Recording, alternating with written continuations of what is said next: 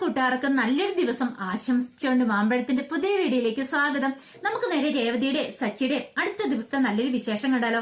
അപ്പൊ ഇന്നലെ ഉച്ചയ്ക്കിട്ട വിശേഷത്തിന്റെ ബാക്കി വിശേഷം കേട്ടോ. എല്ലാ ദിവസവും ഉച്ചയ്ക്ക് ഒരു 1-2 മണിക്കുള്ളിൽ തന്നെ ഞാൻ ഇനി വരാൻ പോകുന്ന ദിവസത്തെ വിശേഷം രേവതിയുടെ സച്ചിയുടെ ചാനലിനകത്ത് അപ്ലോഡ് ചെയ്യുന്നുണ്ട് കേട്ടോ. മറക്കാതെ എല്ലാവരും കയറി കാണണം കേട്ടോ.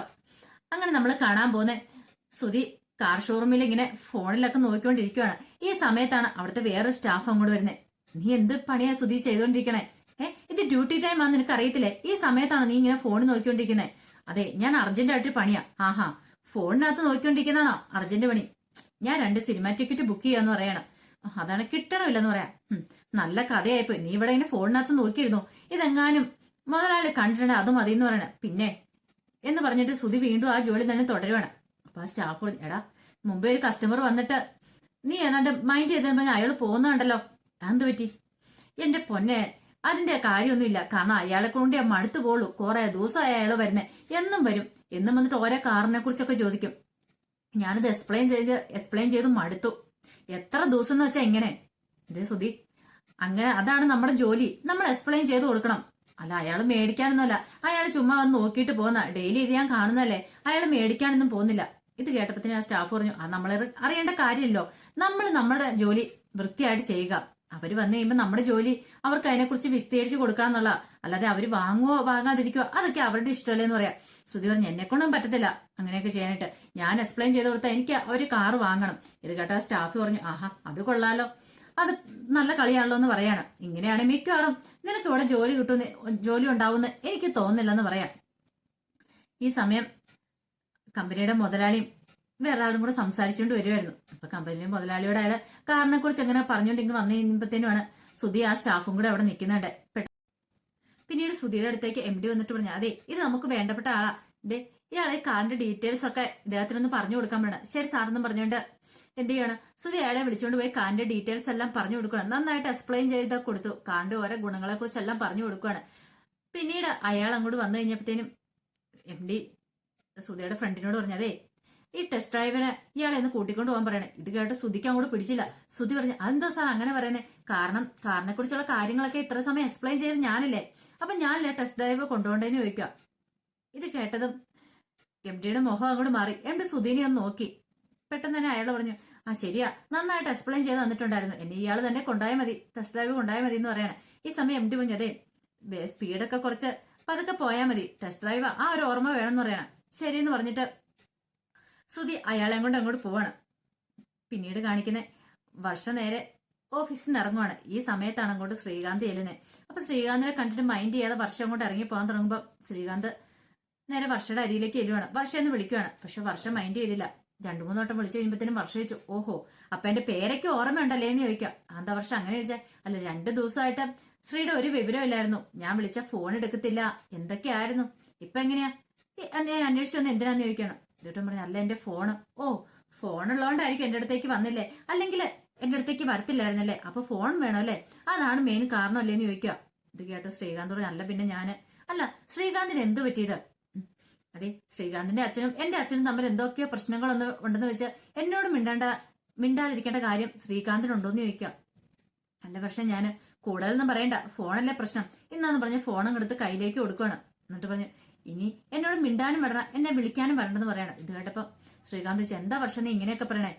പിന്നെ അല്ലാതെ ശ്രീകാന്തിനെ അറിയാലോ, എനിക്ക് അധികം ഫ്രണ്ട്സോ കാര്യങ്ങളോ ഒന്നുമില്ല, ആകെപ്പാടെ ശ്രീകാന്ത് മാത്രമേ ഉള്ളൂ. അപ്പൊ ശ്രീകാന്തിനോടാണ് ഞാൻ എന്റെ വിഷമങ്ങളും എല്ലാ കാര്യങ്ങളും പറഞ്ഞുകൊണ്ടിരിക്കുന്നത്. അപ്പൊ 2 ദിവസം വിളിക്കാതിരുന്ന് കഴിയുമ്പോൾ എനിക്ക് എത്രമാത്രം ബുദ്ധിമുട്ടുണ്ടാവുന്ന ശ്രീകാന്ത് ചിന്തിച്ചോന്ന് ചോദിക്കാം. പെട്ടെന്ന് ശ്രീകാന്ത് പറഞ്ഞു, സോറി ഞാൻ അങ്ങനെയൊന്നും വിചാരിച്ചില്ല, എനിക്കറിയാം അങ്ങനെയൊന്നും വിചാരിക്കില്ലെന്ന്. അറിയാവോ ഇന്നലെ ഫുഡ് പോലും കഴിച്ചില്ല എന്ന് പറയണേ. ഫുഡ് കഴിച്ചില്ല എന്താ? നല്ല കഥയായിപ്പോയി. എല്ലാ ദിവസവും ഞാൻ റെസ്റ്റോറന്റ് വന്ന് കഴിക്കണല്ലേ. ഇന്നലെ അവിടെ വന്നപ്പോ ശ്രീകാന്ത് ഉണ്ടായിരുന്നോ, അതുകൊണ്ട് ഞാൻ കഴിച്ചില്ല. ഓ അങ്ങനെ. അല്ല അന്നേ പിന്നെ ഈ പുറത്തുനിന്ന് വേറെ കടയിൽ നിന്ന് കഴിക്കാൻ മേലായിരുന്നു. ഇത്രയും ദിവസമായിട്ട് ഞാൻ വേറെ കടയിൽ നിന്ന് കഴിച്ചിട്ടുണ്ടോ? ഇല്ലല്ലോ. ശ്രീകാന്ത് റെസ്റ്റോറന്റ് വന്നതിന് ശേഷം ഞാൻ അവിടെ വന്നല്ലേ കഴിച്ചിട്ടുണ്ടായിരുന്നുള്ളൂ. എനിക്ക് കഴിക്കാൻ പോലും തോന്നിയില്ല, അതുകൊണ്ട് ഞാൻ കഴിച്ചില്ല എന്ന് പറയാം. ഇത് കേട്ട് ശ്രീകാന്തിന് ഭയങ്കര വിഷമായി. അന്ന് ബാ കേറ്, എന്നാ റെസ്റ്റോറന്റിലേക്ക് പോകാന്ന് പറയണം. ഇത് കേട്ടപ്പോഴത്തേനും വർഷം പറഞ്ഞു, വേണ്ട ഞാൻ വരുന്നില്ല എന്ന് പറയണം. പിണങ്ങാതെ കയറാൻ പറയണം. അങ്ങനെ വർഷ കയറി ശ്രീകാന്തിനോടൊപ്പം അവരങ്ങോട്ട് പോവാണ്. ഈ സമയം സച്ചി വീട്ടിലേക്ക് വരുവാണ്. സച്ചി ഉച്ചയ്ക്ക് ഉണ്ണാനായിട്ട് വീട്ടിലേക്ക് വന്നു. അങ്ങനെ വീട്ടിലേക്ക് വന്ന് നേരെ അടുക്കളയിലേക്ക് നോക്കിക്കഴിഞ്ഞപ്പോ അവർ രേവതി ഉണ്ടെന്നുള്ള ചിന്തയിലായിരുന്നു വന്നേ. പക്ഷെ അവിടെ വന്നു കഴിഞ്ഞപ്പോഴാണ് രേവതി അയ്യോ ഇവിടെ ഇല്ലല്ലോ, അവള് വീട്ടിൽ പോയേക്കുവാണല്ലോ എന്നൊരു കാര്യം ഓർത്തെ. അങ്ങനെ അവിടെ നോക്കിയപ്പോൾ ഡൈനിങ് ടേബിളൊന്നും കണ്ടില്ല. നേരെ അടുക്കളയിലേക്ക് വന്നു. അടുക്കള ചെന്ന് പാത്രമൊക്കെ പൊക്കി നോക്കിയപ്പോ അതിൻ്റെ ഒന്നുമില്ല. ഇതെന്താ ഇവിടെ ഒന്നും ഉണ്ടാക്കാത്തെ? പെട്ടെന്ന് അങ്ങോട്ട് ചെന്ന് നോക്കിയപ്പം ചന്ദ്രമതി അവിടെ കിടന്ന് ഉറങ്ങുന്നുണ്ട്, മുറിയിൽ കിടന്നു. ഓ അമ്മ നല്ല ഉറക്കുവാ, ഇവിടെ ഒന്നും ഉണ്ടാക്കിയ ലക്ഷണം കാണുന്നില്ല. വിശന്നിട്ടാണ് കണ്ണും കൂടെ കാണത്തില്ല. ഇനിയിപ്പോ എന്ത് ചെയ്യും? പിന്നീട് സച്ചി എന്ത് ചെയ്യുക, നേരെ ഫോൺ എടുത്ത് രവീന്ദ്രനെ വിളിക്കുക. ഈ സമയം രവീന്ദ്രനും അശോകനും ഒക്കെ യൂണിയൻ ഓഫീസിലായിരുന്നു. അപ്പൊ രവീന്ദ്രനോട് അശോകൻ പറഞ്ഞു, അധികം വൈകാതെ തന്നെ പെൻഷന്റെ കാര്യത്തിലൊക്കെ തീരുമാനമാവും. അധികം വൈകാതെ പൈസ കിട്ടുമല്ലേന്ന് ചോദിക്കണം. അതെ, ആ പൈസ കിട്ടിയിട്ട് വേണം സച്ചിക്ക് കുറച്ച് പൈസ കൊടുക്കണം, അവന്റെ കടങ്ങളൊക്കെ ഒന്ന് വീട്ടണമെന്ന് പറയാം. ഇങ്ങനെ സംസാരിച്ചുകൊണ്ടിരിക്കുന്ന സമയത്ത് സച്ചിയുടെ ഫോൺ വരുന്നത്. പെട്ടെന്ന് സച്ചിയാണല്ലോ വിളിക്കാന്ന് പറഞ്ഞു സച്ചിയാണ് ഫോൺ വിളിക്കണമെന്ന് പറഞ്ഞുകൊണ്ട് രവീന്ദ്രൻ കോൾ എടുക്കുകയാണ്. എന്താ വിളിച്ചെന്ന് ചോദിക്കാം. എന്റെ അച്ഛനിത് എവിടെയാ? ഇത് ഞാൻ യൂണിയൻ ഓഫീസിൽ വന്നാ. നീ എവിടെയാ? ഞാൻ വീട്ടിൽ വന്നാ ഫുഡ് കഴിക്കാൻ. എന്നിട്ടോ കഴിച്ചില്ല അച്ഛാ, അതിന് ഇവിടെ ഒന്നും ഇല്ലാന്ന് പറയണേ. എടാ അമ്മ എവിടെ ഇല്ലേ? അമ്മ ഒന്നും ഉണ്ടാക്കിയില്ലേ? അമ്മ എവിടെ കിടന്ന് ഉറങ്ങുന്നുണ്ടെന്ന് പറയാം. അവളെന്ന് രാവിലത്തെ ഇഡ്ഡലിയും കഴിച്ച് കിടന്ന് ഉറങ്ങുന്ന ഉറക്കമായിരിക്കും അത്. ഒരു കാര്യം ചെയ്യേ, നീ പുറത്തുനിന്ന് അങ്ങനെ പോയി ഫുഡ് കഴിക്കാൻ പറയണം. ഇനി അതല്ലേ നിവൃത്തിയുള്ളൂ. എന്ത് ചെയ്യാനെന്ന് പറഞ്ഞ് സച്ചി ഫോൺ വെക്കുവാണ്. എന്ത് പറ്റി? എന്ത് പറയാൻ എന്റെ അശോക, രേവതി പോയതോടുകൂടി വീട്ടിലത്തെ കാര്യങ്ങളൊക്കെ ഏതാണ്ട് അവതാളത്തിലായ സ്ഥിതിയാ. കാരണം ചന്ദ്രമതിക്ക് എപ്പോഴെങ്കിലും തോന്നുമ്പോഴാണ് ചന്ദ്രമതി ആഹാരം ഉണ്ടാക്കുള്ളൂ.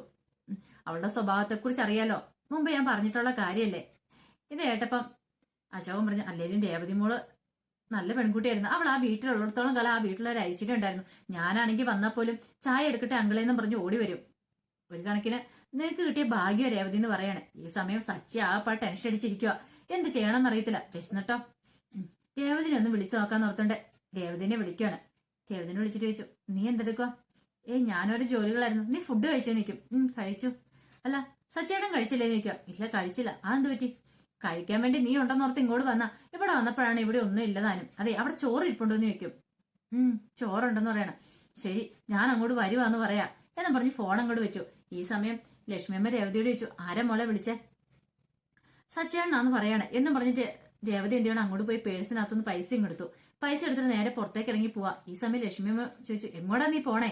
പക്ഷെ രേവതി ഒന്നും മിണ്ടിയില്ല. രേവതി പെട്ടെന്ന് അങ്ങോട്ട് പോവാണ്. കാരണം സച്ചി വരുന്ന സമയത്ത് എന്തേലും നല്ല കറികളൊക്കെ ഉണ്ടാക്കി കൊടുക്കണ്ടേ. അതുകൊണ്ട് കടയിലേക്ക് സാധനം വാങ്ങിക്കാനായിട്ടാണ് പോയത്. ഈ സമയം വർഷ ശ്രീകാന്തും കൂടെ റെസ്റ്റോറന്റിലേക്ക് പോവാണ്. കുറച്ച് ദൂരം അങ്ങോട്ട് എത്തി. അവിടെ എത്തിക്കഴിഞ്ഞപ്പോഴത്തേനും വർഷോട് ഇവിടെ വണ്ടി നിർത്താൻ പറയണേ. ഇതെന്തിനാ ഇവിടെ നിർത്തുന്നേ? ഇറങ്ങി, എനിക്ക് ഇച്ചിരി സംസാരിക്കാനുണ്ടെന്ന് പറയണം. പിന്നീട് ഇറങ്ങിക്കഴിഞ്ഞപ്പോൾ ചോദിച്ചു, അല്ല ഈ സ്ഥലം വല്ല പരിചയമുണ്ടോന്ന് ചോദിക്കും. ഉണ്ട്, അന്ന് ഇവിടെ വെച്ചാണല്ലോ നമ്മൾ തമ്മിൽ സംസാരിച്ചേ.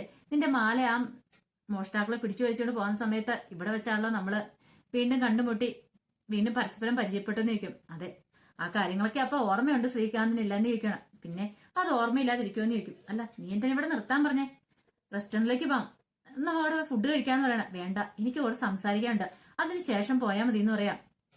അല്ല കാര്യം എന്താന്ന് വെച്ചാൽ പെട്ടെന്ന് പറ, എനിക്ക് അല്പം ധൃതി ഉണ്ടെന്ന് പറയാം. ഓ അത്രയ്ക്ക് ഇതാണോ? അപ്പൊ ഞാൻ കൂടെ ഉള്ളതുകൊണ്ടാണോ ഇപ്പം സ്നേഹിക്ക് ഭയങ്കര ധൃതിന്ന് ചോദിക്കും. എന്നാ അതല്ല, എന്നാ പറ, എന്ത് കാര്യം നിനക്ക് പറയാനുള്ളത്? അതെ ഞാൻ പറയുന്നത് ശ്രീകാന്തിനെ അറിയാലോ, എനിക്ക് ഇത്രയും നല്ല ഫ്രണ്ടിനെ എന്റെ ജീവിതത്തിൽ കിട്ടിയിട്ടില്ല.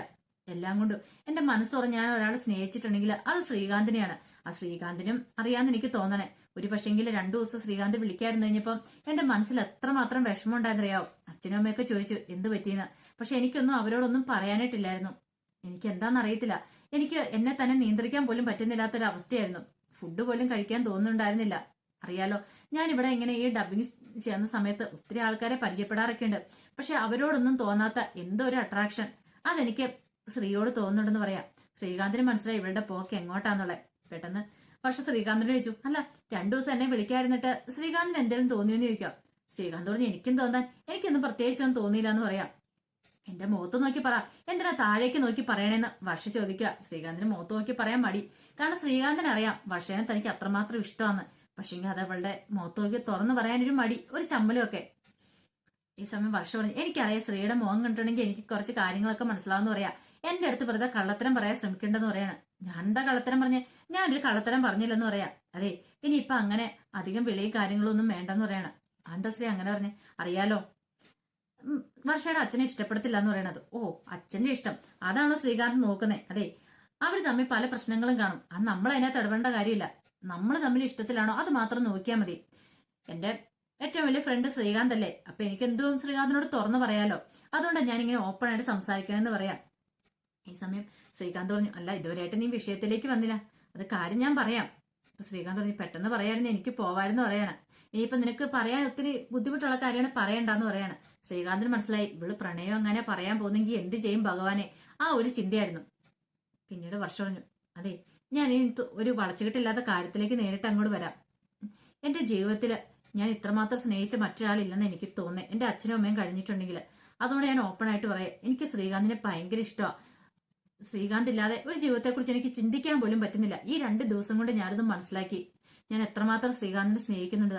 ഐ ലവ് യു ശ്രീകാന്ത് എന്ന് പറയാണ്. ഇത് കേട്ടതും ശ്രീകാന്ത് പെട്ടെന്ന്, അത് നീ എന്തൊക്കെ പറയണ, പക്ഷേ നിനക്ക് വല്ല ബോധം ഉണ്ടോന്ന് ചോദിക്കുക. ഇതെങ്ങാനും നിന്റെ വീട്ടുകാരറിഞ്ഞിട്ടുണ്ടെങ്കിലേ, അതെ എന്റെ വീട്ടുകാർക്ക് വേണ്ടിയിട്ടല്ല ഞാൻ ശ്രീകാന്തിനെ സ്നേഹിച്ചേ, എനിക്ക് വേണ്ടിയിട്ടാ. എന്റെ ഭർത്താവായിട്ട് ശ്രീകാന്തിനെ ഞാൻ കാണുന്നുണ്ട്. കാരണം ശ്രീകാന്ത് എന്റെ ജീവിതത്തിലേക്ക് വരുവാണെങ്കിൽ എനിക്കതൊരിക്കലും ഒരു പരാജയമായിട്ട് എനിക്ക് തോന്നില്ല. ഒരു പക്ഷെങ്കിൽ എന്റെ അച്ഛനും അമ്മയും കൂടെ തീരുമാനിച്ചുറപ്പിച്ച് ഒരു ബന്ധം കൊണ്ടുവന്നിട്ടുണ്ടെങ്കിൽ അത് എത്രമാത്രം നല്ലതായിരിക്കും എന്ന് എനിക്ക് പറയാൻ പറ്റില്ല. ശ്രീകാന്തിന് ഇത്ര പരിചയമുള്ളതുകൊണ്ട് എനിക്കൊരു കാര്യമാണ് ഉറപ്പായി, ശ്രീകാന്ത് നല്ലവനാന്ന്. ഇത് കൂടുതൽ ഒരു പെണ്ണിന് എന്താ വേണ്ടത്? അതുകൊണ്ടാണ് ഞാൻ പറഞ്ഞത് എനിക്ക് ശ്രീകാന്തിനെ ഇഷ്ടമാന്നുള്ള കാര്യം. ശ്രീകാന്തിനെ തിരിച്ചു അങ്ങനെയാന്ന് എനിക്കറിയാം. ഇനിയിപ്പൊ എന്നോട് കള്ളത്തരം ഒന്നും മറച്ചു വെക്കാൻ ശ്രമിക്കണ്ടെന്ന് പറയാം. പിന്നീട് ശ്രീകാന്തിന്റെ കൈ എടുത്ത് പിടിച്ചിട്ട് പറഞ്ഞു, ശ്രീകാന്ത് ഞാൻ പറയുന്ന കാര്യം തെറ്റാണെന്ന് എനിക്ക് അറിയത്തില്ല, എന്നാലും എന്നെ ക്ഷമിക്കൂട്ടോ എന്ന് പറയാണ്. ഇനി ശ്രീകാന്തിന്റെ മനസ്സിലിരിപ്പ് നോയാണെങ്കിൽ എനിക്ക് അത് സഹിക്കാൻ പറ്റില്ല എന്ന് പറയാം. ഈ സമയത്ത് വർഷയുടെ അച്ഛനും അമ്മയും കൂടെ കാറിൽ അങ്ങോട്ട് പോവാ. പെട്ടെന്നാണ് വർഷ ശ്രീകാന്തോടെ നിൽക്കുന്നുണ്ടേ. വർഷ ശ്രീകാന്തിന്റെ കയ്യിലേക്ക് പിടിക്കുന്നത് ശ്രദ്ധിച്ചു. തെങ്ങ് നോക്കട്ടാ, തെങ്ങ് നോക്കി അവള് കാണിക്കുന്നുണ്ടോ നടുറോട്ട് എന്നിട്ട് എന്ത് പരിപാടിയെ കാണിക്കണമെന്ന്. അവന്റെ കയ്യിലൊക്കെ പിടിച്ച് സംസാരിക്കുന്നുണ്ടോ. ഇതവള് അതാ രവീന്ദ്രന്റെ മോനല്ലേന്ന് വെക്കും. അതെ അതെ അവൻ തന്നെയാന്ന് പറയണം. എന്റെ ഭഗവാനെ ഇനി എന്തൊക്കെ കാണും, ഇവൾ എന്തൊക്കെയാ കാണിച്ചു കൂട്ടുന്നത്. അവർക്ക് ഒരു കാര്യം മനസ്സിലായി, വർഷ ശ്രീകാന്ത് തമ്മിൽ ഇഷ്ടത്തിലാന്നുള്ള കാര്യം. പെട്ടെന്ന് പറഞ്ഞു, ഹേമ പറഞ്ഞു, ഞാൻ അപ്പോഴേ പറഞ്ഞു ഇവളെ ഇങ്ങനെ കയറൂരി വിടല്ലെന്നുള്ള കാര്യം. ഇപ്പൊ തന്നെ കണ്ടില്ലേ, തോന്നിയാസം അവള് നടക്കുന്നത് കണ്ടില്ലേ. ഈ സമയം ശ്രീകാന്തിനോട് പറഞ്ഞു, ശ്രീകാന്ത് എനിക്കൊരു മറുപടി താട്ടെ, ഇനിയിപ്പൊ പെട്ടെന്ന് പറയാൻ ബുദ്ധിമുട്ടുണ്ടെങ്കിൽ പതുക്കെയാളും മതി. പക്ഷെ ഞാൻ എന്റെ മനസ്സിലൊരു കാര്യം തീരുമാനിച്ചുറപ്പിച്ചു, ഇനി ആരൊക്കെ എതിർത്താലും സമ്മതിച്ചില്ലേലും എനിക്കൊരു വിവാഹം ഉണ്ടെങ്കിൽ അത് ശ്രീകാന്തിനോടൊപ്പം മാത്രമായിരിക്കും. എന്റെ കഴുത്തിൽ താലി ആർത്തുന്നുണ്ടെങ്കിൽ ആ ശ്രീകാന്ത് ആയിരിക്കും എന്ന് പറയാം. ഇത് പറഞ്ഞിട്ട് വർഷ എന്ത് ചെയ്യുവാണ്, വർഷ ശ്രീകാന്തിന്റെ കവളത്തൊരു ഉമ്മയും കൂടെ കൊടുക്കുകയാണ്. ആ കെട്ടിപ്പിടിച്ച് ഉമ്മയും കൂടെ കൊടുക്കുന്ന കണ്ട് വർഷയുടെ അച്ഛനും അമ്മയും തകർന്ന് തരിപ്പണമായിട്ട് നിൽക്കുകയാണ്. അവർക്ക് എന്ത് ചെയ്യണമെന്ന് അറിയത്തില്ല. തന്റെ മോള് കൈവിട്ടു പോയെന്നൊരു ചിന്ത അവരുടെ ഉള്ളിൽ ഉണ്ടാവുന്നുണ്ട്. ശ്രീകാന്തിനാണെങ്കിൽ വല്ലാത്തൊരു ബുദ്ധിമുട്ട്, എന്ത് ചെയ്യണമെന്ന് അറിയത്തില്ല. പിന്നീട് വർഷം ഒരു കാര്യം ചെയ്യാം, ഞാൻ എന്റെ ഇവിടുന്ന് ഓട്ടോ വിളിച്ച് പൊക്കോളാം. അതുകൊണ്ട് ശ്രീകാന്തിനെ ഇപ്പൊ വിഷമിക്കണ്ടെന്ന് പറയണത്. പെട്ടെന്ന് ശ്രീകാന്ത് പറഞ്ഞു, വേണ്ട ഞാൻ കൊണ്ടുപോവാം, നീ ഫുഡൊന്നും കഴിച്ചില്ല വരാൻ പറഞ്ഞ് അങ്ങനെ വർഷനെ കയറ്റിക്കൊണ്ട് അങ്ങ് പോവാണ്. പിന്നീട് കാണിക്കുന്ന സുധി ഡ്രൈവ് ചെയ്ത് പോവാണ്. അങ്ങനെ ഡ്രൈവ് ചെയ്ത് പോകുന്ന സമയത്ത് ടെസ്റ്റ് ഡ്രൈവാണ്, ആ കൂടെ ആ കസ്റ്റമറും ഉണ്ട്. അങ്ങനെ കസ്റ്റമറുടെ ഓരോ ഡീറ്റെയിൽസ് ഒക്കെ പറഞ്ഞു കൊടുത്തുകൊണ്ടിരിക്കുകയാണ്. അങ്ങനെ അങ്ങ് പോണ സമയത്ത് കസ്റ്റമറുടെ ഫോൺ ബെല്ലടിച്ചു. പെട്ടെന്ന് അയാൾ കോൾ എടുത്തിട്ട് ഹലോ അങ്ങനെ കുറച്ച് കാര്യങ്ങളൊക്കെ സംസാരിക്കുകയാണ്. പിന്നീട് സുധി ബാക്കി കണ്ടിന്യൂ ചെയ്യുകയാണ്. സാർ ആ വണ്ടിയുടെ ഓരോ ഗുണഗണങ്ങളൊക്കെ പറഞ്ഞു കൊടുത്തോണ്ടിരിക്കുക. വീണ്ടും അയാളുടെ ഫോൺ ബെല്ലടിച്ചു. അപ്പൊ സുധിക്ക് ചില അസ്വസ്ഥതകളൊക്കെ തോന്നി തുടങ്ങിയിട്ടുണ്ട്. താൻ എപ്പോഴും എക്സ്പ്ലെയിൻ ചെയ്യാൻ തുടങ്ങിയതും അയാൾക്ക് ഓരോ കോള് വന്നുകൊണ്ടിരിക്കും, മനുഷ്യന്റെ ഉള്ള ഇത് കളയാനായിട്ട് എന്നും പറഞ്ഞ് സുധി മനസ്സിൽ പറയാം. പക്ഷെ ഉറക്കെ പറയാൻ പറ്റില്ലോ. പിന്നീട് സുധിയോട് അയാൾ പറഞ്ഞു, അതെ ഞാൻ ഇവിടെ ഇറങ്ങിക്കോളാന്ന് പറയാ. ഇത് കേട്ട് സുധി പറഞ്ഞു, അയ്യോ സാർ അത് പറ്റില്ല, ടെസ്റ്റ് ഡ്രൈവാ, ഞങ്ങൾക്ക് ഇത്ര ദൂരം ഓടിക്കണം എന്നുണ്ട്, അതുകൊണ്ടാന്ന് പറയണേ. അതൊന്നും കുഴപ്പമില്ലടോ, ഇതിന്റെ MD ഉണ്ടല്ലോ, ഞങ്ങൾ രണ്ട് അടുത്ത സുഹൃത്തുക്കളാ, അതുകൊണ്ട് ആ കാര്യത്തിൽ ഞാൻ പേടിക്കണ്ടെന്ന് പറയണം. എന്റെ വീട് ഇവിടെ അടുത്താ, ഞാൻ ഇവിടുന്ന് പൊക്കോളാന്ന് പറയാം. അല്ല സാർ അത് പറ്റില്ല എന്ന് പറയാം. അന്നൊരു കാര്യം ചെയ്യാം, താൻ ഇങ്ങോട്ട് വാ, അങ്ങോട്ട് വന്നിട്ട് നമുക്ക് ഒരുമിച്ച് പോകാം. കാരണം എന്റെ ഭാര്യ ഇപ്പൊ വിളിച്ചിട്ടുണ്ടായിരുന്നു, അത്യാവശ്യമായിട്ട് അവിടെ വരെ ചെല്ലാൻ പറഞ്ഞു, ഇവിടെ അടുത്തല്ലേ അതുകൊണ്ടാന്ന് പറയണം. ശരി സാറെന്ന് പറയണം. അങ്ങനെ അയാളുടെ വീട്ടിലേക്ക് വണ്ടി വിടുവാണ്. അങ്ങനെ അവിടെ ചെന്ന് കഴിഞ്ഞപ്പോ അയാൾ അങ്ങോട്ട് കയറി ചെന്നു. ഭാര്യ അങ്ങോട്ട് ഇറങ്ങി വന്നു. എന്താ വിളിച്ച, നീ എന്താ 2-3 വട്ടം വിളിച്ച, എന്താ കാര്യം എന്താന്ന് ചോദിക്കും. അതെ എന്റെ വീട്ടിൽ നിന്ന് എന്റെ ആങ്ങളെ വരുന്നുണ്ടെന്ന് പറയണം. അതിനിപ്പോ എന്താ? അല്ല ആങ്ങളെ വരുമ്പോ ഇവിടെ കറി വെക്കാനായിട്ട് ഒന്നുമില്ല, ഇച്ചിരി ഇറച്ചിയോ മീൻ എന്തെങ്കിലും മേടിക്കണം, മട്ടൻ എന്തെങ്കിലും ഒക്കെ മേടിക്കണമെന്ന് പറയാം. ഇത് കേട്ട അയാൾ പറഞ്ഞു, അതിനെന്താ നമുക്ക് മട്ടൻ മേടിച്ചേക്കാം, 2-3 വട്ടമല്ലേ നിന്റെ ആങ്ങളെ പറഞ്ഞ് പറ്റിക്കാൻ തുടങ്ങിയിട്ട്, ഇന്ന് വരുമല്ലോ നമുക്ക് മേടിച്ചേക്കാന്ന് പറയണം. ഈ സമയത്താണ് സുധി അവിടെ നിൽക്കുന്നുണ്ടേ. സുധീനെ പെട്ടെന്ന് ഇങ്ങോട്ട് വിളിച്ചു.